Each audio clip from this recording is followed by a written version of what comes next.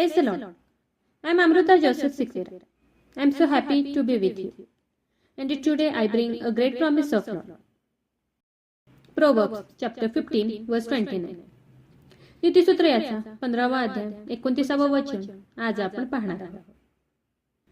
परमेश्वर दुर्जनापासून दूर राहतो, पण तो नीतिमानाची प्रार्थना ऐकतो. हालेलुया. खरंच खूप सुंदर असं प्रॉमिस देवाने आज आपल्याला दिलं आहे. खरं देवाचं वचन हे खूप सुंदर आहे. देवाचं वचन हे खूप गोड आहे. देवाचं वचन हे खूप प्रिशियस, खूप मौल्यवान असं आहे. खरं ज्यावेळेस आपण आपल्या फॅमिलीसाठी किंवा बाहेरच्या एखाद्या व्यक्तीसाठी खूप विश्वासाने देवाकडे प्रार्थना करतो, मध्यस्थीची प्रार्थना करतो, तेव्हा देव आपली प्रार्थना ऐकतो. खूप विश्वासाने तुम्ही आजचं हे वचन रिसीव्ह करा आणि खरंच हे वचन नक्कीच तुमच्या लाईफमध्ये आज कार्य करणार आहे. आज जर तुम्ही तुमच्या फॅमिलीमध्ये एकटेच विश्वासात आहात, खूप प्रार्थनेमध्ये आहात, तर तुमच्यामुळे तुमच्या फॅमिलीला खूप मोठं प्रोटेक्शन आहे, संरक्षण आहे. तुमच्या प्रार्थनेमुळे, तुमच्या विश्वासामुळे, तुम्ही देवामध्ये असल्यामुळे तुमच्या फॅमिलीपर्यंत कोणतंही संकट, अरिष्ट, व्याधी येणार नाही, कारण तुम्ही विश्वास आहात, देवाच्या जवळ आहात. आणि म्हणूनच तुमची मध्यस्थीची प्रार्थना देवापर्यंत पोहोचते, देव ती प्रार्थना ऐकतो. म्हणून तुम्ही तुमच्या फॅमिलीसाठी केलेली प्रार्थना, तुमच्या मुलाबाळांसाठी केलेली प्रार्थना किंवा बाहेरच्या एखाद्या व्यक्तीसाठी खूप विश्वासाने केलेली प्रार्थना देव ऐकतो, कारण तुम्ही विश्वासात आहात आणि देवाच्या जवळ आहात. खूप सुंदर असं वचन आज आपण पाहणार आहोत आणि माझा विश्वास आहे की या वचनाद्वारे नक्कीच आज तुम्ही खूप खूप आशीर्वादित होणार आहे. तुमची फॅमिली सुद्धा आज खूप खूप आशीर्वादित होणार आहे. आपण उत्पत्तीच्या पुस्तकात पाहतो की लोट हा सदोम गमोरा नगरात राहत होता. पण जेव्हा अब्रामाला कळाले की परमेश्वर सदोम गमोराचा नाश करणार आहे, तेव्हा तो घाबरला, कारण त्याचा पुतण्या लोट हा तेथे राहत होता आणि तो खूप नीतिमान होता. तेव्हा अब्राम देवाला विनवणी करू लागला, त्याला मध्यस्थी करू लागला. तो परमेश्वराला म्हणाला, हे देवा, तू सदोम गमोराचा नाश करणार आहे का? तू दुर्जनांबरोबर नीतिमानाचाही त्या नगरात नाश करणार का? हे परमेश्वरा, त्या जर नगरात 50 लोक नीतिमान असतील तरी पण तू त्या नगराचा नाश करणार का? त्या जर नगरात 40 लोक धार्मिक असतील तरी सुद्धा तू त्या नगराचा नाश करणार का? देव म्हणाला, जर त्या नगरात 40 जण नीतिमान असतील तर त्या नगराचा मी नाश करणार नाही. परत अब्राम देवाला म्हणाला, हे देवा, मला माफ कर, पण त्या नगरात जर 10 लोक नीतिमान असतील तरी सुद्धा तू त्या नगराचा नाश करणार का? परत परमेश्वर त्याला म्हणाला की नाही, त्या नगरात जर 10 लोक नीतिमान असतील तर त्या नगराचा मी नाश करणार नाही. असं म्हणून अब्राम देवाकडे मध्यस्थी करू लागला. आणि खरंच ज्यावेळेस परमेश्वर त्या नगराचा नाश करणार होता, त्यावेळेस देवदूताने लोटाचा हात पकडून, त्याच्या फॅमिलीचा हात पकडून त्याला तिथून बाहेर काढले. कारण अब्रामाने परमेश्वराकडे लोटासाठी मध्यस्थी केली होती, विनवणी केली होती, प्रार्थना केली होती. आणि आपण पुढे पाहतो की उत्पत्ती याचा 19वा अध्याय 29व्या वचनात आपण पाहतो की ह्या प्रकारे देवाने त्या नगराचा नाश केला. त्यावेळेस देवाने अब्रामाची आठवण केली. वचन काय सांगते की त्यावेळेस देवाने अब्रामाची आठवण केली. लोट राहत होता त्या नगराचा नाश करते वेळी लोटाला त्या नाशातून वाचवले. हालेलुया. खरं ज्यावेळेस आपण एखाद्यासाठी प्रार्थना करतो, मध्यस्थीची प्रार्थना करतो, एखाद्यासाठी जेव्हा आपण कळकळून प्रार्थना करून विनंती करतो, त्यावेळेस खरंच देव आपली प्रार्थना ऐकतो. म्हणून आज खूप विश्वासाने तुम्ही देवाचं हे वचन रिसीव्ह करा. अब्रामाच्या प्रार्थनेमुळे लोटाचा नाश झाला नाही.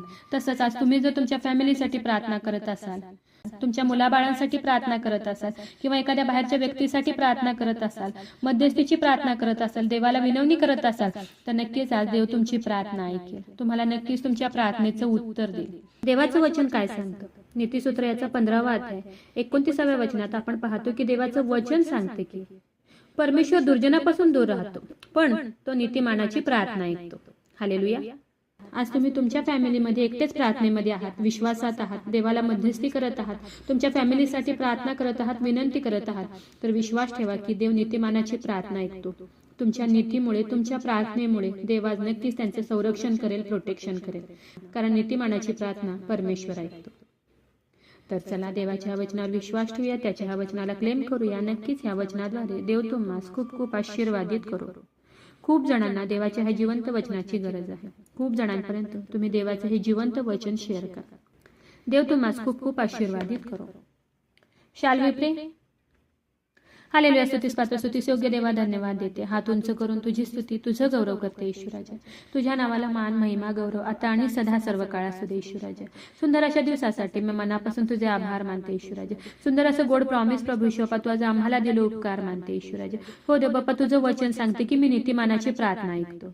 हो देव बाप्पा, हो ईश्वराजा, जेवढ्याने तुझं आजचं हे वचन ऐकलंय प्रभू ईश्वर बाप्पा, तुझ्या वचनावर विश्वास ठेवलाय प्रभू ईश्वर बाप्पा, जे तुझ्या वचनाला क्लेम करत आहे देव बाप्पा, या प्रार्थनेमध्ये मध्यस्थी करत आहेत प्रभू ईश्वर बाप्पा, कोणासाठी देव बाप्पा हे जर प्रार्थना करत आहेत प्रभू ईश्वर बाप्पा, आज देव बाप्पा तू त्यांची प्रार्थना ऐक ईश्वराजा आणि त्यांना त्यांच्या प्रार्थनेचं उत्तर दे, त्यांना त्यांच्या आज मध्यस्थीचं उत्तर दे प्रभू ईश्वर बाप्पा. हो ईश्वराजा, खरंच प्रभू ईश्वर बाप्पा, तुझं वचन सुंदर आहे, तुझं वचन हे विश्वास योग्य आहे प्रभू ईश्वर बाप्पा. हो देव बाप्पा, त्यांनी तुझ्या वचनावर विश्वास ठेवलाय प्रभू ईश्वर बाप्पा, आज तू त्यांना आशीर्वादित कर प्रभू ईश्वर बाप्पा. माझा विश्वास आहे ईश्वराजा, तू माझी प्रार्थना ऐकलेली. आग्रहाची विनंती करत आहे प्रभू ईश्वर बाप्पा, जेवढ्या प्रेयर रिक्वेस्ट आले तुझ्या हातात देते, प्रत्येकाची प्रत्येक गरज नासरेत कर येशू, तुझ्या नावात तू पूर्ण कर. आग्रहाची विनंती करत आहे प्रभू ईश्वर बाप्पा, जेवढे लोक आजारी त्रासात आहेत, संकटात आहेत, हॉस्पिटलमध्ये आहेत, कोमात आहेत प्रभू ईश्वर बाप्पा, व्हेंटिलेटरवर आहेत प्रभू ईश्वर बाप्पा, त्या प्रत्येकासाठी आग्रहाची विनंती करत आहे. तुझं स्वर्गीय सामर्थ्य तू त्यांच्याकडे पाठवून दे देव बाप्पा आणि तू त्यांना स्पर्श कर देव बाप्पा आणि बरं कर प्रभू ईश्वर बाप्पा. आग्रहाची विनंती करत आहे प्रभू ईश्वर बाप्पा, जेवढ्याने तुझं आजचे वचन ऐकलंय प्रभू ईश्वर बाप्पा, तुझ्या वचनावर विश्वास ठेवलाय, ह्या प्रार्थनेमध्ये तुला हाक मारत आहेत, ओरडत आहेत प्रभू ईश्वर बाप्पा, तुझ्या चरणाजवळ लीन नम्र झालेत, तुझ्या जिवंत वचनावर ज्यांनी विश्वास ठेवलाय प्रभू ईश्वर बाप्पा, हो देव बाप्पा, त्या प्रत्येकासाठी आग्रहाची विनंती करत आहे प्रभू ईश्वर बाप्पा, त्यांच्या शरीरामध्ये असलेल्या सर्व रोगांना मी नासरेतकर येशू ख्रिस्ताच्या नावात आज्ञा करत आहे, कमांड करत आहे. शरीरातील सर्व आजार, दुखणं, व्याधी, रोग ह्या क्षणी नासरेतकर येशूच्या नावात आत्ता ह्या क्षणी निघून जाऊ दे. हो देव बाप्पा, तू त्यांना स्पर्श कर आणि बरं कर प्रभू ईश्वर बाप्पा. आणि हो देव बाप्पा, हे देव बाप्पा, ज्यांच्यासाठी आज मध्यस्थी करत आहे, प्रार्थना करत आहे प्रभू ईश्वर बाप्पा, त्यांची प्रार्थना तू आज ऐक प्रभू ईश्वर बाप्पा, ज्याप्रमाणे तू अब्राहमाची प्रार्थना ऐकली प्रभू ईश्वर बाप्पा आणि लोटाचा बचाव केला देव बाप्पा. आणि हो ईश्वराजे, आज प्रभू ईश्वर बाप्पा, या प्रार्थनेमध्ये हे ज्यांच्यासाठी मध्यस्थी करत आहेत, प्रार्थना करत आहे प्रभू ईश्वर बाप्पा, त्यांची प्रार्थना ऐक प्रभू ईश्वर बाप्पा आणि यांना यांच्या प्रार्थनेचं उत्तर दे प्रभू ईश्वर बाप्पा. माझा विश्वास आहे ईश्वराजा, तू माझी प्रार्थना ऐकलेली. आय प्रे in the name of Jesus. Amen.